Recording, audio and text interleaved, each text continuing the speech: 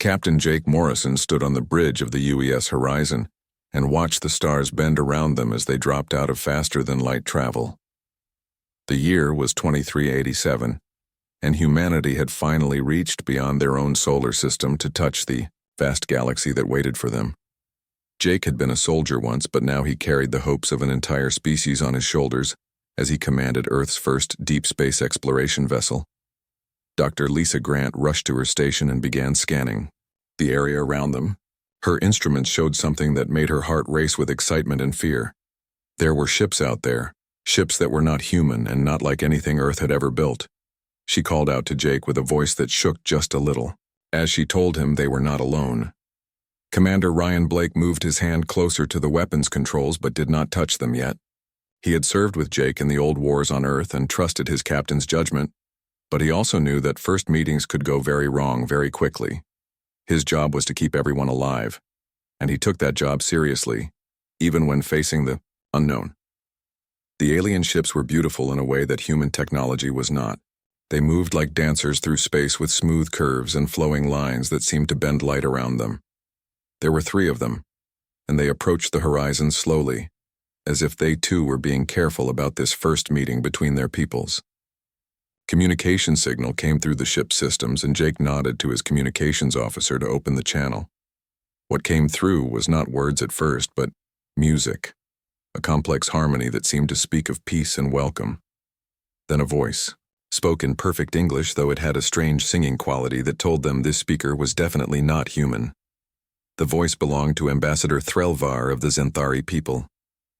He explained that his species had been watching Earth for some time and had learned human languages in preparation for this day. The Zenthari were part of something called the Galactic Confederation, a group of 847 different species that had worked together to keep peace in this part of the galaxy for over 3,000 years. Jake felt the weight of history as he spoke humanity's first words to an alien species. He told Threlvar that Earth came in peace and friendship, hoping to learn and to share knowledge with other intelligent life. He explained that humans were explorers and dreamers who had always looked up at the stars and wondered what waited for them out there. Dr. Grant worked frantically to record everything about this moment. The alien ships were unlike anything in human science, with technology that seemed to work on principles Earth had not yet discovered. But more important than their machines was what Threlvar told them about the Confederation and its values of peace, cooperation, and mutual understanding. The Zenthari ambassador invited the Horizon to follow his ships to Nexus Prime, the capital, world of the Confederation, where humanity could meet with the Council and possibly join the galactic community. This was everything Earth had hoped for, and more than they had dared to dream when they first launched into the stars. But Ryan Blake noticed something that worried him. As they talked with Threlvar, his sensors picked up other ships moving at the edge of their detection range.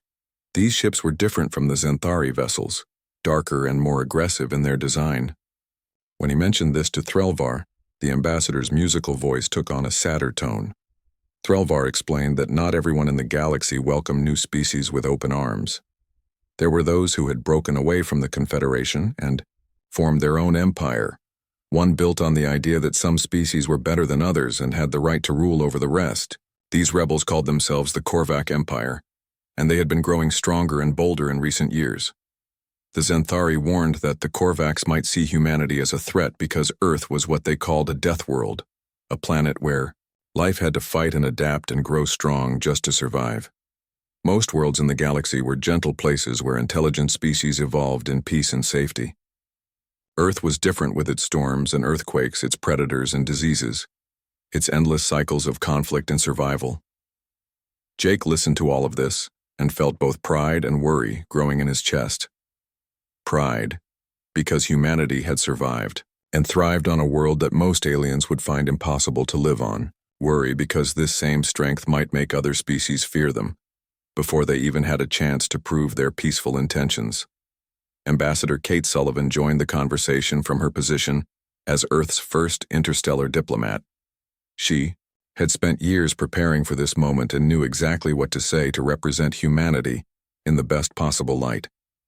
She spoke of Earth's art and music, its literature and philosophy, its long journey from tribal warfare to global cooperation. She painted a picture of a species that had learned from its violent past and chosen a better path forward. The journey to Nexus Prime would take several days, even with Zenthari navigation helping them through the safest routes. During this time, Jake and his crew learned more about the galaxy they were entering and the challenges that waited for them there. The Confederation sounded like everything humanity had dreamed of, but the presence of the Korvac Empire meant that peace was not guaranteed. Dr. Grant spent her time studying the information Threlvar shared about different alien species and their homeworlds. She was amazed by the diversity of life in the galaxy and excited about the scientific discoveries that awaited humanity as part of the Confederation. Each species had evolved different solutions to the challenges of intelligence and civilization, and there was so much Earth could learn from them. As the Horizon followed the Zenthari ships deeper into Confederation space, Jake felt both hope and responsibility weighing on him. Humanity's future in the stars depended on making a good first impression and proving that Earth's children could be trusted with the power and knowledge of galactic civilization. Behind them, unknown to the humans, other ships followed at a distance and watched everything with very different intentions for humanity's future. The UES Horizon had been traveling toward Nexus Prime for 3 days when the nightmare began. Jake Morrison was reviewing diplomatic protocols with Ambassador Sullivan when Ryan Blake's urgent voice cut through their conversation like a knife through silk. Enemy ships were dropping out of hyperspace all around them, more ships than Earth had ever built, and each one designed for only one purpose, which was war. General Vexthul commanded the Korvac fleet from his massive warship, called the Dominion's Fist. He was a creature that looked like someone had crossed a lizard with a wolf and given it the intelligence to hate everything that was different from itself. His species had evolved on a world where only the strongest survived, and he believed this made them better than every other form of life in the galaxy. The Korvac ships were brutal things made of black metal and sharp angles that seemed to cut through space itself. They surrounded the small human vessel, and the 3 Zenthari ships like predators circling wounded prey. Vexthul's voice came through the communication channels, speaking English with a harsh accent that made every word sound like a threat. He told Jake that humanity had exactly one choice, and the choice was to surrender immediately and accept Korvac rule, or watch as their species was wiped from existence. Vexthul explained that the Korvacs had been watching Earth for decades and had decided that humans were too dangerous to be allowed freedom in the galaxy. He called them children of a death world who knew only violence and would bring chaos wherever they went. Ambassador Threlvar tried to speak for the humans, but Vexthul cut him off with contempt. The Zenthari and their confederation were weak, fools who believed in cooperation instead of strength, and they would learn the price of their foolishness soon enough. The galaxy belonged to those strong enough to take it and keep it, and the Korvacs intended to claim what was rightfully theirs. Jake felt anger building in his chest but kept his voice calm as he tried to negotiate. He told Vexthul that humanity came in peace and wanted only to learn and grow alongside other species. They had no desire for conquest or domination, and Earth's violent history was behind them now, as they reached for a better future among the stars. The Korvac general laughed at Jake's words and said that violence was written into human DNA, just as it was written into the very rocks and storms of their death world home. He had studied human history and seen nothing but endless wars, environmental destruction, and the oppression of the weak by the strong. Humans were perfect Korvac material, if they could be properly controlled, but far too dangerous if left to make their own choices. To prove his point about human nature, Vexthul ordered his ships to target a civilian transport that was carrying families of Confederation diplomats back to their home worlds. The transport had no weapons and no shields, just ordinary people who had done nothing wrong except be in the wrong place at the wrong time. The Korvac warships opened fire without warning and turned the peaceful vessel into expanding clouds of debris and flame. Dr. Lisa Grant watched the attack through her instruments and felt sick to her stomach as she counted the life signs that simply vanished in an instant. Children had been on that ship, families who would never see their homeworlds again because a madman wanted to make a point about the nature of violence. She turned to Jake with tears in her eyes and asked what kind of monsters they were dealing with. Vexthul's voice came through the speakers again as he explained that the death of innocents was humanity's fault for refusing to submit immediately. Every moment they delayed their surrender meant more innocent blood on human hands. This was the price of defiance, and it would only get higher as time passed without the proper response from Earth. Ryan Blake had been studying the Korvac fleet composition and tactical formation while the talking continued. These were experienced killers who had fought many battles and won them all through superior firepower and ruthless tactics. The human ship was completely outgunned and would last maybe 30 seconds in a direct fight. But Ryan also noticed something else that gave him a small amount of hope. The Korvac ships were designed for attacking enemies who would fight back according to established galactic rules of warfare. They expected their targets to try to escape in predictable patterns or attempt to negotiate for more time. They were not prepared for what Ryan had learned in the brutal ground wars of Earth, where survival meant doing whatever worked regardless of how others might judge your methods. Jake made a decision that would echo through history. Instead of surrendering or begging for mercy, he told Vexthul that humanity rejected the Korvac ultimatum completely. Earth would never bow to tyrants and bullies no matter how many ships they brought to the fight. If the Korvacs wanted a war, then they would get one, but they would learn that Deathworld humans were more dangerous than they could possibly imagine.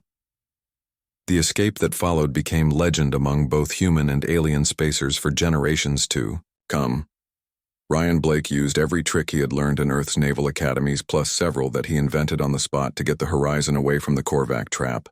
The ship twisted and dove through space in patterns that would have killed most alien crews, but human bodies were used to much worse punishment than high-gravity maneuvers.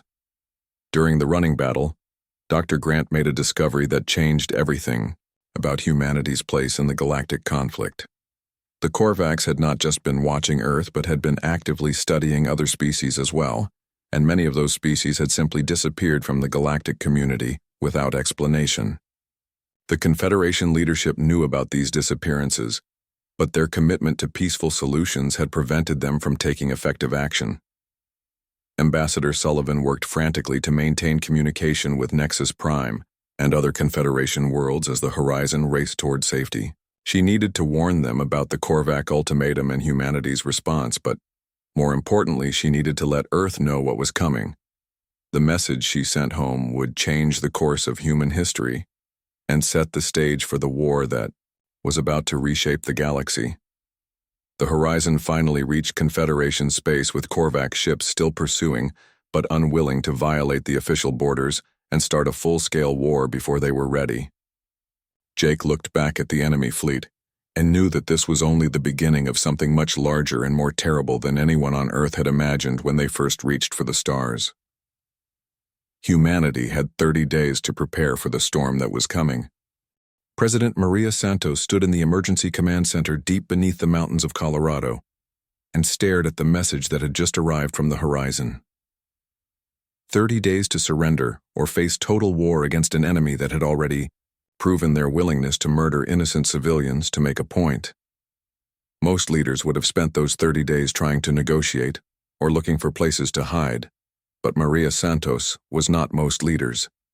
She had earned her rank as a general before becoming president, and she understood something that the Korvacs had missed in all their studying of human history.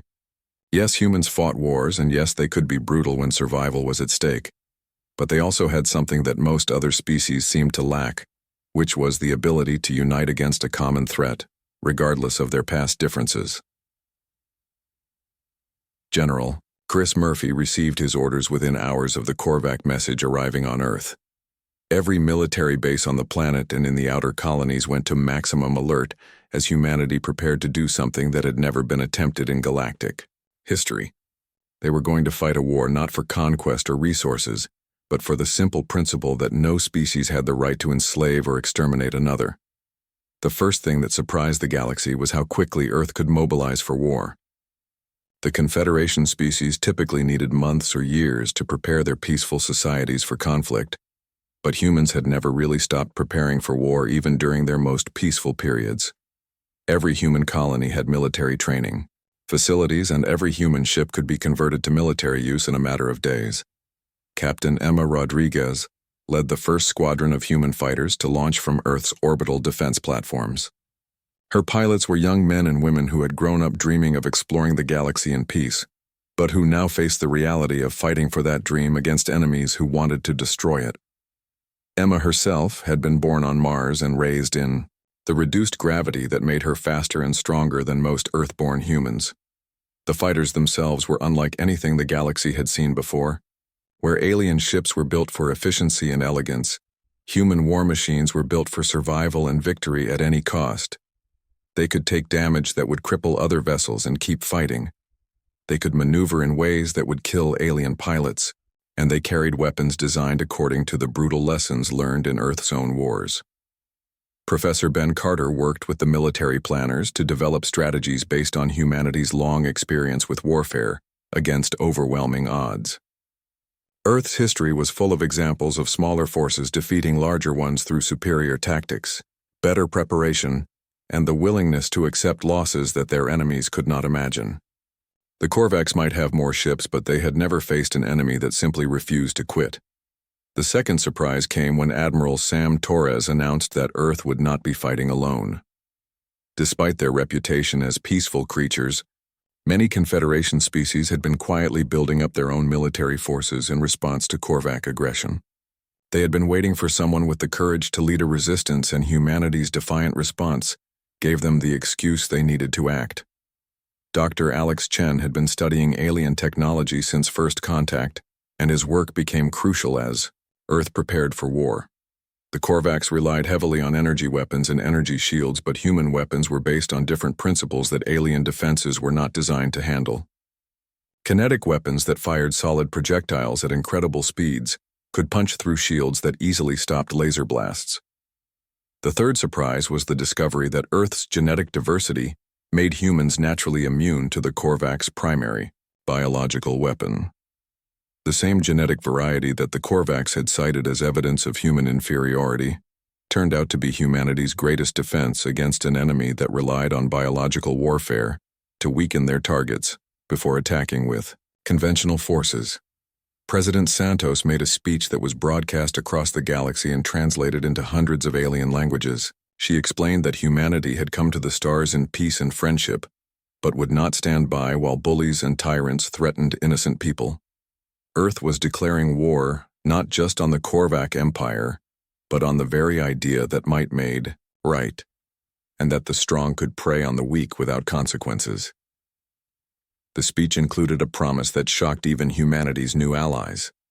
Earth would accept nothing less than the complete liberation of every world under Korvax control and the protection of every species that the Empire had threatened. This was not going to be a defensive war fought to protect human territory, but an offensive campaign aimed at destroying the Korvax Empire completely.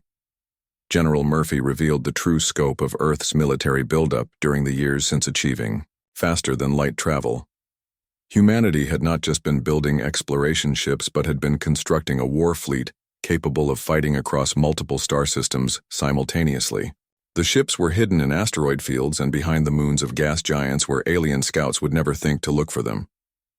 Captain Rodriguez received orders for the first combat mission against a Korvax outpost in the Beta Centauri system.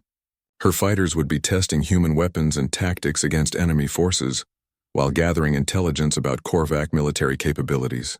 The mission was also intended to send a message that Earth was not going to wait for the 30-day deadline, but was prepared to start fighting immediately. The attack on the Korvax outpost became the first victory in what would be remembered as the War of Liberation. Emma's pilots struck fast and hard using tactics that the Korvax had never encountered before. Instead of engaging in formal ship-to-ship combat, the humans used hit-and-run attacks that appeared out of nowhere and vanished before the enemy could respond effectively. Dr. Lisa Grant analyzed the wreckage from the destroyed Korvax base and made discoveries that revealed the true nature of their enemy. The Korvax were not just conquerors, but were conducting experiments on captured alien populations, with the goal of creating a slave race that would serve their empire without question. The evidence of these experiments was so horrifying that even the most peaceful Confederation species began calling for justice. As the 30-day deadline approached, Earth continued launching strikes against Korvax positions while building the coalition that would eventually liberate half the galaxy. Ambassador Sullivan worked around the clock to coordinate with alien governments and military forces, while Captain Morrison gathered intelligence about Korvac fleet movements and defensive positions. The final message that President Santos sent to General Vexthul before the deadline expired was short and simple, but it changed the balance of power in the galaxy forever. She told him that humanity rejected his ultimatum and instead offered him one of their own. The Korvac Empire could surrender immediately and face justice for their crimes, or they could fight a war that would end with their complete destruction and the liberation of every world they had enslaved. The war began exactly 30 days after the Korvac ultimatum, when 17 human battle fleets attacked 17 different Korvac-controlled systems simultaneously. The galaxy had never seen anything like the coordinated assault that Earth launched across thousands of light-years of space, with the precision of a single organism striking at multiple targets. The Korvacs had expected desperate resistance from a cornered enemy, but instead they faced the disciplined fury of a species that had been planning this war since the moment they learned what the Empire had been doing to innocent worlds. Colonel Danny Mitchell led the assault on Kepler 442b, where the Korvacs had enslaved the native Aquari people and forced them to work in underwater mining operations. The Aquari were gentle creatures who looked like a cross between dolphins and humans, and had never developed weapons more advanced than simple tools before the Korvacs arrived to enslave them. Danny's Marines hit the planet's surface in drop pods that could punch through any atmosphere and keep fighting in any environment. The Korvac ground forces had never faced human infantry in direct combat, and they learned quickly why Earth was called a death world. Human soldiers could fight in conditions that would kill most aliens. They could carry equipment that would crush other species, and they had reflexes and endurance that came from evolving on a planet where everything was trying to kill them. The Marines moved through the hostile environment of Kepler 442b like they were taking a walk in the park. Lieutenant Sophie Walker coordinated communications between the various resistance movements that Captain Luke Harrison had been organizing among the enslaved populations throughout Korvac space. Luke's special operations teams had been infiltrating enemy territory for weeks before the main assault began, and teaching guerrilla warfare tactics to species that had never imagined such methods of fighting. The Korvacs suddenly found themselves facing uprisings on dozens of worlds as their own slaves turned against them, with human weapons and human training. The Liberation Coalition grew larger with each victory as more Confederation species joined. The fight and liberated populations added their own forces to the human-led alliance. What had started as Earth's war against the Korvac Empire became a galactic movement for freedom and justice that inspired species across known space to stand up against tyranny and oppression. Dr. Rachel Stone established field hospitals on liberated worlds and did something that shocked both enemies and allies by treating wounded Korvac soldiers alongside the victims of their empire. Human medical technology was based on dealing with the constant injuries and diseases of Death World life, and Rachel's teams could save patients that alien doctors would have given up for dead. Even more surprising was the fact that humans showed mercy to enemies who had shown no mercy to their victims. The Korvacs could not understand why humans would waste resources saving the lives of captured enemy soldiers, or why they would risk their own lives to protect alien civilians during combat operations. Everything they had studied about human history suggested that Earth's children should be as ruthless and cruel as the Korvacs themselves, but instead, they fought with discipline and honor that put the Empire's brutality to shame. General Vexthul watched his empire crumble from the bridge of his flagship as report after report brought news of defeats and retreats across the galaxy. His forces had been designed to fight against enemies who would use conventional tactics and strategies, but humans seemed to break every rule of galactic warfare while somehow maintaining the moral authority that kept the Liberation Coalition united behind them. The turning point came when the liberated Aquari population of Kepler 442b volunteered to join Colonel Mitchell's Marine force in the assault on the next Korvac-held world. These peaceful creatures had learned enough about human military tactics to become effective soldiers in their own right, and their participation in the liberation of their neighbors inspired other species to take up arms alongside their human rescuers. Captain Luke Harrison's covert operations expanded beyond simple guerrilla warfare as he began working with scientists from liberated worlds to develop new weapons and technologies specifically designed to counter Korvac advantages. The Empire had relied on technological superiority to maintain control over their slaves, but human ingenuity combined with alien knowledge created innovations that the Korvacs could not match or counter.